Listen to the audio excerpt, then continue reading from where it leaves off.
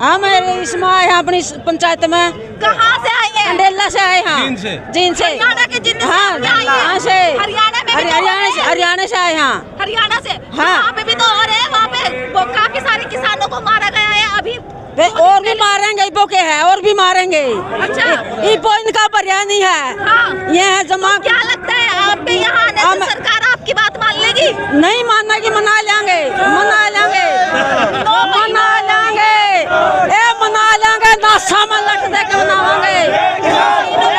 हाँ मनावांगे, मनावांगे। आप कहाँ से आए हैं? जींद जिले से। अच्छा, क्या नाम है आपका? पनवेसरी। क्या? पनवेसरी। अच्छा। हाँ। क्या लगता है आपको? आपके यहाँ आने से सरकार आपकी बात मान लेगी? ना मानना की तो मनावांगे। कैसे?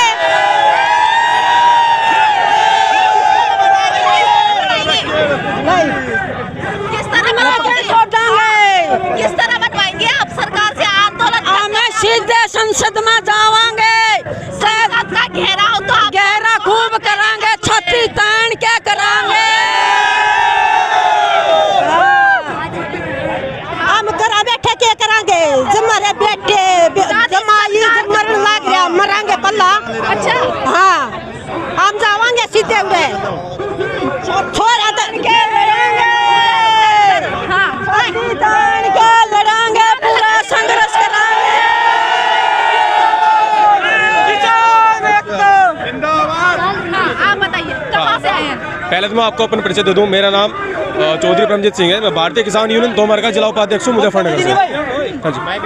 तो क्या लगता है आपको इस महापंचायत का कितना असर पड़ेगा सरकार पे? देखो असर तो ऐसा है, सरकार तो निकम्मी है, आपको बताइए। गलती हमारे से ये हुई है, हमने इनको वोट दे दी, इनको चुन लिया। गलती हुई है तो 2022 में सुधार भी लेंगे, ठीक है। सीधी सीधी बात है, 2022 में सुधारेंगे भी।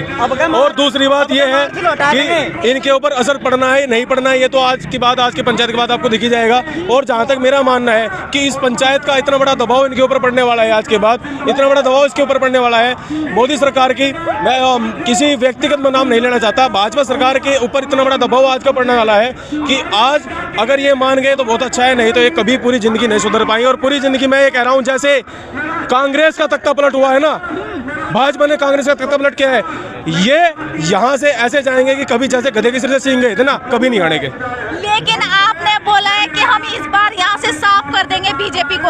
योगी जी बोल रहे हैं कि इस बार हम 350 पार जा रहे हैं। देखो कोई भी अभद्र व्यवहार नहीं करेगा, पहली बात तो सुनो मेरी। देखो ऐसा है जी, योगी जी कह रहे हैं कि अब की बार हमारी सीट इतनी आ जाएंगी, इतनी आई, पिछली बार भी था। अगर धोखाधड़ी करके ईवीएम में कुछ सेटिंग उनकी हो, ऊपर इलेक्शन कमीशन से उनकी, एक मिनट सर, सॉरी मैडम, एक मिनट, अगर इलेक्शन कमीशन में कोई सेटिंग हो या ईवीएम में कोई सेटिंग हो तो चाहे उनकी सरकार आ जाए। पर आप यहाँ किसी से भी, एक छोटे छोटे बच्चे से ही पूछ लो, यहाँ मुजफ्फरनगर छोड़ो, यूपी में, आप योगी की बात आपने की ना, यूपी के अंदर भाजपा की सरकार आज नहीं कभी भी नहीं आएगी, क्योंकि जो इन्होंने किया है। आप एक बात बताओ, यहाँ पे कौन है? यहाँ पे किसान है और जवान है। नेता कहाँ पे है? अपने घर में बैठे हैं, अपनी कोठियों में बैठे हैं। लड़ कौन रहा है? किसान लड़ रहा है और जवान लड़ रहा है। जवान हमारे में से निकला है, मेरा बड़ा भाई आर्मी में है, कोई मेरा बड़ा भाई यूपी पुलिस में है, कोई दिल्ली पुलिस में है। हम लोगों को लड़ा दिया। आज तक ऐसा कभी हुआ है आपके सामने? भाई किसान और जवान आज तक आमने सामने नहीं हुए। इस सरकार ने इतना गंदा काम कर दिया, ऐसा काम कर दिया कि आमने सामने दोनों को लड़ा दिया। मरेगा कौन? किसान मरेगा तो हमारा मरेगा, जवान मरेगा तो हमारा मरेगा। इनका कौन मर रहा है? लेकिन सत्ता में बैठे हुए लोग बोल रहे हैं कि हमने विकास किया है, सबका साथ और सबका विकास। अब आप देख ही लो कितना विकास क्या है। नहीं मैं बता रहा हूँ, सुनो विकास क्या है, बहुत बढ़िया वाला विकास क्या है। मैं आपको बताऊँ क्या विकास हुआ है।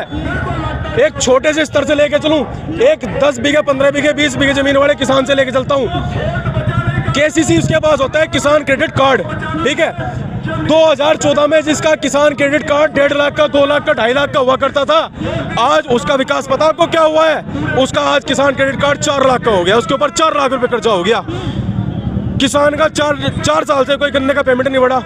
चीनी का पेमेंट हर साल बढ़ता है, हर महीने बढ़ता रहता है। चीनी कहाँ से लाते हैं, कहाँ से पैदा करते हैं लोग? तो रहे कि हम किसानों की वजह से किसानों के समर्थन कर रहे हैं, किसानों के लिए हम इतने ये सब कानून लेकर आए हैं। इसमें किसानों का ही तो फायदा है। अबे सुनो, एक चीज बताओ, एक आदमी गलत हो सकता है, 2 आदमी गलत हो सकते हैं, 10 आदमी गलत हो सकते हैं। ये जो इतना किसान मोर्चा जो है, जगह जगह से भारतीय किसान यूनियन, चाहे वो कोई भी यूनियन हो, जगह जगह से हम लोग इकट्ठा हुए हैं। जगह जगह से हर तबके का लोग, मजदूर हो, व्यापारी हो, चाहे किसान हो, इसमें आ रहा है। ठीक है, सब तो गलत नहीं हो सकते ना। और अगर एक बात बताओ, आपने कहा कि ये चीज़ सही है, मैंने आपको मैडम मेरे को ये चीज़ नहीं चाहिए, आप ज़बरदस्ती दे दोगे यार। जब मेरे को बिल नहीं चाहिए तो आप क्यों दे रहे हो? फिर दूसरी बात, एक छोटी सी बात बताऊंगा, किसानों का फायदा करना चाहते हैं। हमें नहीं चाहिए अपना फायदा, हम तो नुकसान में ठीक है। दूसरी बात सुनो, अब गर्मी हो रखी है, आप मेरे को बोलो कि ये हीटर बहुत अच्छा है जी और सस्ते रेट में मिल रहा है। अब मुझे एक बात बताओ, गर्मी में कौन हीटर ले लेगा भाई? जब मेरे को जरूरत नहीं है हीटर की, जब मेरे को जरूरत नहीं है आपके बिल की, क्यों दे रहे हो आप? क्यों थोप रहे हो जबरदस्ती? अच्छा, क्या लगता है आपको इन सब का असर यूपी चुनाव पे कितना पड़ेगा? 2022 में यूपी में विधानसभा चुनाव। हाँ, पूरा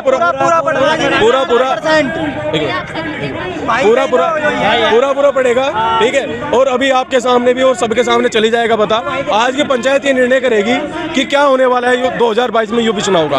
और जहाँ तक मेरा मानना है, क्योंकि देखो मैं भारतीय किसान यूनियन तोमर से हूँ और जगह जगह हमारा धरना प्रदर्शन चलता रहता है, लोगों से मिलते रहते हैं। तो जो मेरा मानना है यही है कि 2022 में तो यूपी में तो बिल्कुल भी भाजपा नहीं आएगी, चाहे कहीं भी आ जाए, केंद्र में आ जाए, हमें कोई टेंशन नहीं है। यूपी में भाजपा नहीं आएगी। हमारे गांव में, हमारे क्षेत्र में जो भी कोई भाजपा का नेता होता है ना, हम उसको बैठाने तक नहीं देते, उसका इतना विद्रोह करते हैं। तो आपने बोला कि आप मुजफ्फरनगर का कितना विकास हुआ है? किस चीज के लिए, किस चीज को लेके? हर चीज को बोल रहे हैं कि हमने मुजफ्फर बड़ा होर्डिंग लगाया जाता है। बीजेपी की तरफ से सबसे ज्यादा वायरल हुआ था ये होर्डिंग कि मुजफ्फरनगर को हमने स्मार्ट सिटी बना दिया। देखो ऐसा है, स्मार्ट सिटी आप भी देख रहे हो कितनी बड़ी स्मार्ट सिटी आप भी देख रहे हो कितनी बड़ी स्मार्ट सिटी बनी है। ये तो केवल एक भाजपा का जुमलेबाजी है। ये भाजपा सरकार सबसे झूठी सरकार है, इससे झूठी सरकार आज तक ना तो आई ना बनेगी। ठीक है जी, ना तो आई ना आएगी इससे झूठी सरकार। फिर दूसरी बात, ये बात मैं भी नहीं नकारूंगा कि हाँ काम हुआ है, पर काम केवल और केवल रोड के ऊपर किया गया है। रोड तो बहुत अच्छी बना दी गई भाजपा के कार्यकाल में, पर इससे अलावा कोई भी काम नहीं हुआ। सरकारी नौकरी कोई नहीं। आपको पता है अभी हमारे मुजफ्फरनगर के अंदर आर्मी भर्ती रैली हुई थी, आर्मी भर्ती रैली होनी थी मुजफ्फरनगर के अंदर, ठीक है, वो भी रद्द कर दी गई। एक बात बताओ, एक बात बताओ, जो युवा जिसकी उम्र केवल साल, 1.5 साल, 2 साल रह रखी है, ठीक है, उसकी भर्ती रैली रद्द कर दी गई, वो कहाँ जाएगा, क्या करेगा? तो बेरोजगारी आएगी नहीं आएगी? भुखमरी आएगी नहीं आएगी? आप तो युवाओं को रोजगार दे रहे हैं, हमने 2 करोड़ युवाओं को रोजगार दे दिया, होर्डिंग लगे हुए हैं बड़े-बड़े। सुनो, अब एक मैडम उन पे भी चाय बिकवा होगा और कुछ नहीं करा। मैं आपको सुनो, मैं आपको उदाहरण के मैं आपको एक मिनट भाई,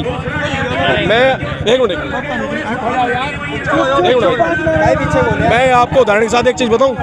मेरा गांव पचंडा है और आपने एक चीज सुनी होगी कि पीछे बीजेपी सरकार ने एक चीज बोला था। हाँ जी, बीजेपी सरकार के झूठ और सच बताऊंगा। बीजेपी सरकार ने एक चीज बोली कि जम्मू और कश्मीर में जितने भी स्कूल कॉलेज हैं सबका नाम शहीदों के नाम पे रखा जाएगा। बोला था नहीं, आपने सबने सुनी होगी खबर कि शहीदों के नाम पे उनका नाम रखा जाएगा। मेरे गांव के अंदर, मेरे गांव की खासियत पता क्या है आपको? मेरे गांव के अंदर 2 शहीद हुए जी। पहले शहीद बचन सिंह, लांस नायक शहीद बचन सिंह जो कारगिल के युद्ध में शहीद हुए थे।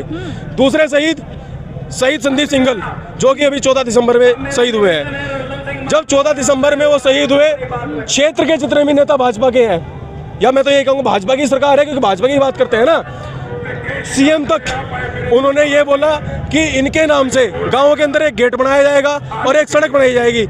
उनका मूल्य भी निर्धारित किया गया। उनकी कोस्ट थी 13,96,000 रुपये गेट का था और 13,70,000 रुपये रोड का था, समथिंग 13-70 रोड का था। आज मैडम 9 महीने हो चुके हैं, ये केवल पेपरों में है, लिखित में ना तो कोई पैसा आया ना कभी कोई काम हुआ। तो केवल भाजपा सरकार लिखित में करना जानती है, केवल बोलना जानती है, झूठ बोलना जानती है, उसको पूरा नहीं करती। तो 2022 में सत्ता में आने से पहले उन्होंने जितने वादे किए थे उनमें से कुछ तो पूरे किए होंगे ना, कुछ तो अच्छे काम किए होंगे। मैडम ये तो सबको पता है कितने अच्छे काम किए और कितने बुरे काम किए। अगर अच्छे काम सुनो, अगर नहीं मैंने क्या कहा, मैंने क्या किया है? योजना के तहत अच्छा काम किया। क्या किया? पेट्रोल महंगा कर दिया, डीजल महंगा कर दिया, गैस महंगी कर दी। बताओ एक काम अच्छा, कमला का अच्छा काम। अरे नहीं भाई, बहुत बढ़िया काम किया उन्होंने, पता है क्या? ट्रेन बेच दी, हाँ, सारा देश पीछे चला गया हमारा। अच्छे काम किए। मैडम एक बात बताओ,